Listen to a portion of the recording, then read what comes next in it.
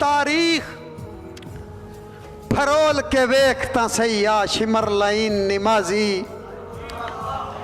सादात दे सबर दा आसरा लैके कीती उमतियां धोखेबाजी सन रुस्तम साफ दा सा छोड़ी एक गल तकदीर दे काजी होर बनदियां कई नहीं ढिल लगदी होवे मां सनैन दी राजी।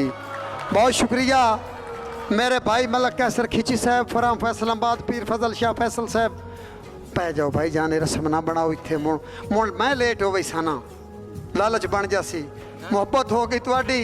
मलक अख्तर असरत साहब, भाई गुलजार खटक, मलक यूसुफ लखियाल साहब, एक माशरे दा होर शेर साईं हौली हौली मुकदी वेंदी ये बंदियां छू बो बंदे आई दी। सलामत रहो भाई अरशद भट्टी मैक साहब। हौली हौली मुकदी वेंदी ये बंदियां छू बो बंदे आई दी। पीर सोना हर नीच इंसान दी कोशिश है उच्चे बख्तां नाल रसाई दी। शराद वट्टू मैनू रुस्तम खून रुवैंदी है इो घटिया सोच खुदाई दी। चंगा आप ना होवना अगलियां ते पई रखनी तक चंगियाई दी। सलामत रहो, बहुत शुक्रिया जी, सलामत रहो। एक और शेर भाई बिलाल अवान चौरी कैफ अमजद गोंदल साहब।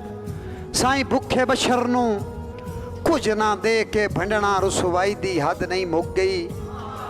यार कट्ठे 5-5 कतल वसेब दे विच जणयाई दी हद नहीं मुक गई। और सने जुतियां मुल्क जनाजे पढ़दा है विडियाई दी हद नहीं मुक गई। कुत्ते खोजी बन गए रुस्तम जाया बंदियाई दी हद नहीं मुक गई। ते हुण हतमी आखिरी अगे हारस भाई भी हतमी आखिरी कि नहीं वल्ला बा खुदा ज्यादा बनती है।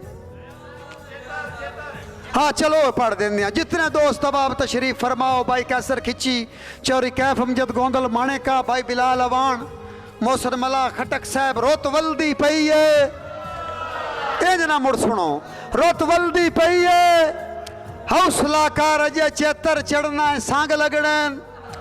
गुली जदन हवा खुशबख्ती दी वांजा दसमान पतंग लगने। पीर फजल शाह साहब ता तैनू भी इल्म रुस्तम झाया। मलक यूसुफ तैनू भी इल्म रुस्तम झाया।